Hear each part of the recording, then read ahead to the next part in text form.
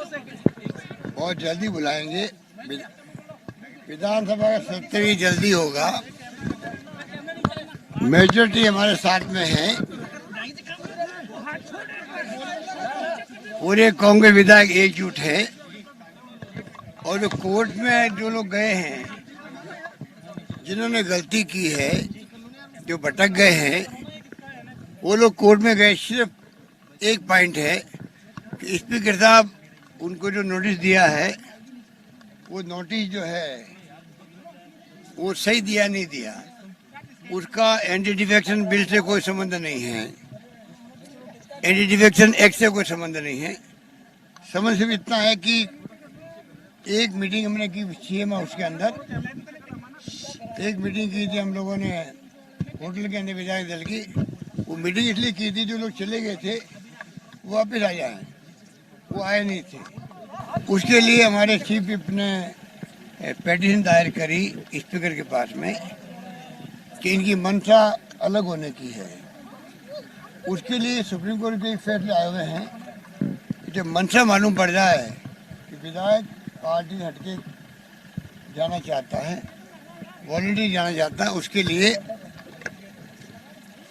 Speaker notice देके बातचीत करके उनके साथ में बयान लेके फैसला कर सकता है। ये सिर्फ वो पॉइंट है जिसके ऊपर ये बहस चल रही है। और स्टेट हाई कोर्ट में भी, डबल बेंच में भी और सुप्रीम कोर्ट के अंदर भी ये सारे फैसले वो आ रहे हैं। एंटी डिफेक्शन एक्ट से इसका कोई संबंध नहीं है। और हमारे पास पूरी मेजोरिटी भी है, हम एकजुट हैं, तभी यहाँ बैठे हुए हैं। तो कब बुला रहे हैं सर सत्र? और बहुत जल्दी बुला लेंगे और उसी रूप में हम आगे बढ़ेंगे। हम उम्मीद है कि जो लोगों को बंधक बना रखा हुआ, बंधक बाउंसर लगा रखे हैं, उनके फ़ोन आ रहे हैं कि भाई हमें किसी ढंग से कैसे हम बाहर निकले हैं, निकल नहीं पा रहे हैं। मुझे उम्मीद है कि उनमें से कई लोग जब ये आएंगे तो वो हमारे साथ वोट करेंगे। और हमारे उसके अलावा भी हमारे पास पूरी मेजोरिटी है, पूरी मेजोरिटी सब तरह से है, क्योंकि सिर्फ और उसी मेजोरिटी के आधार पर हम हाउस में जाएंगे, बहुमत साबित करके दिखाएंगे। सर ये कहा जा रहा है कि मंडे के परिजनों पे ईडी की कार्रवाई हो रही है, सीबीआई की। देखो, ईडी की कार्रवाई हो, इनकम टैक्स की हो, सीबीआई को हो, 6 साल लगातार मैं खुद बोल रहा हूँ, पूरा देश बोल रहा है कि जिस प्रकार से कार्रवाई शुरू हुई मोदी जी के राज के अंदर, अमित शाह जी के इशारे पर सीबीआई, ईडी सबको मालूम है किस रूप में काम कर रही है। तो ये कोई नई बात नहीं है। छापे पड़ने पहले ज़माना था जब छापे पड़ते थे तो छापा पड़ने के बाद में मालूम पड़ता था अम्मू के घर छापा पड़ गया है। अब ऐसी स्थिति 3-4 दिन पहले ही खबर लग जाती है शहरों के अंदर कि छापे पड़ने वाले हैं, और उसी रूप में छापे पड़ रहे हैं। इन छापों से ना हम घबराने वाले हैं, ना हमारा मिशन जो है वो रुकने वाला है। हम बीजेपी की जो नीति हैं, उसके कार्यक्रम, उसके सिद्धांत जो देश को बर्बाद करने वाले हैं, फासिस्टी लोग हैं, लोकतंत्र की हत्या कर रहे हैं, इसका मुकाबला करने का दमखम आज भी तो कांग्रेस के अंदर है। इसमें कोई दो राय नहीं। कांग्रेस 54 पे भी आ गई, 44 पे भी आ गई। पूरे मुल्क में कांग्रेस जन, हर घर में कांग्रेस की भावना। बल्कि कहना चाहिए कि जो लोग समझदार हैं, चाहे वो बीजेपी के हों चाहे किसी पार्टी के हों, वो भी जानते हैं कि कांग्रेस एक मजबूत दल के रूप में रहनी चाहिए। सरकारें आती है, जाती जाएगी, तो कांग्रेस की मजबूती देश की मजबूती है।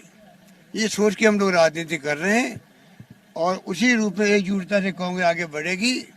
राहुल गांधी जी के जो इंटरेक्शन हो रहे हैं देश और विदेश के अंदर, विषयवार हो रहे हैं, हर विषय पे हो रहे हैं, देश सुन रहा है, उनको भी सुन रहा है, वो क्या सोचते हैं, क्या करते हैं, क्या उनकी खुद की सोच है।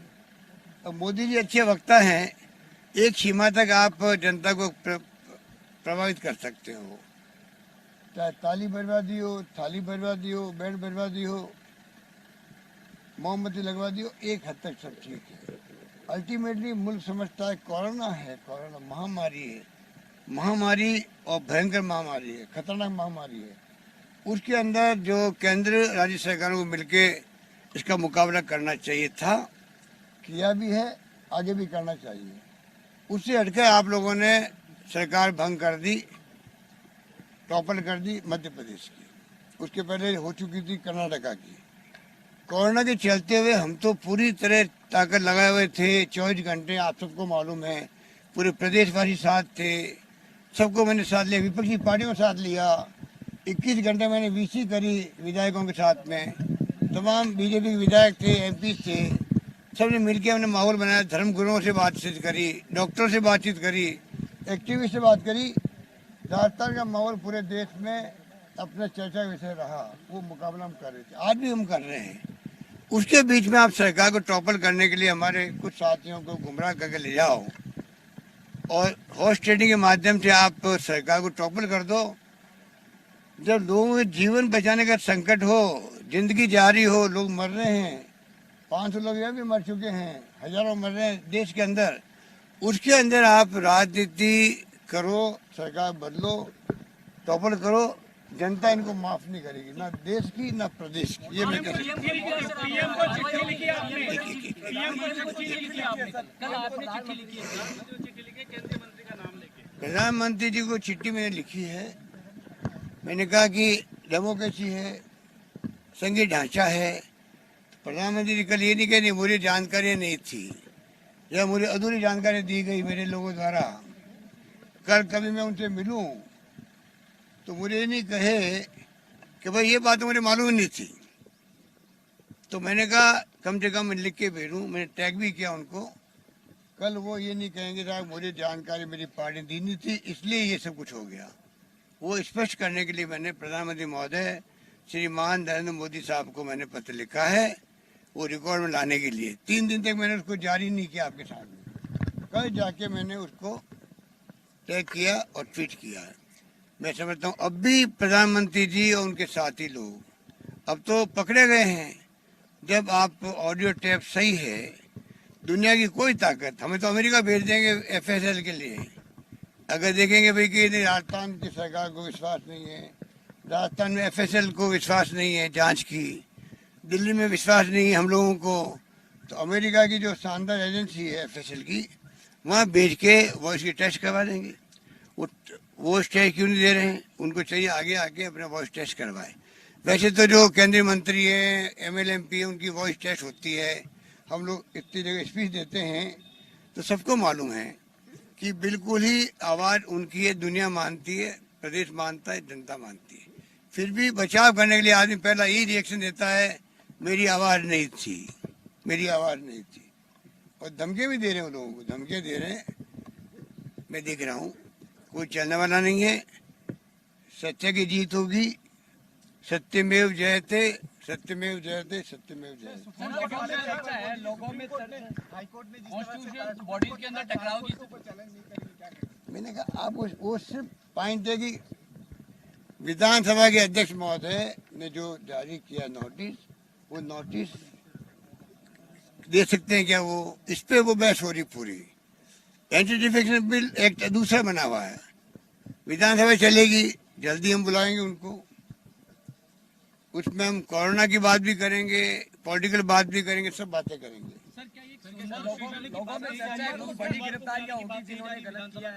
देखिए जैसे ही हम लोग उसको तय कर लेंगे, सबसे पहले सूचना किसको आएगी, किसको आएगी? आप लोग आएगी।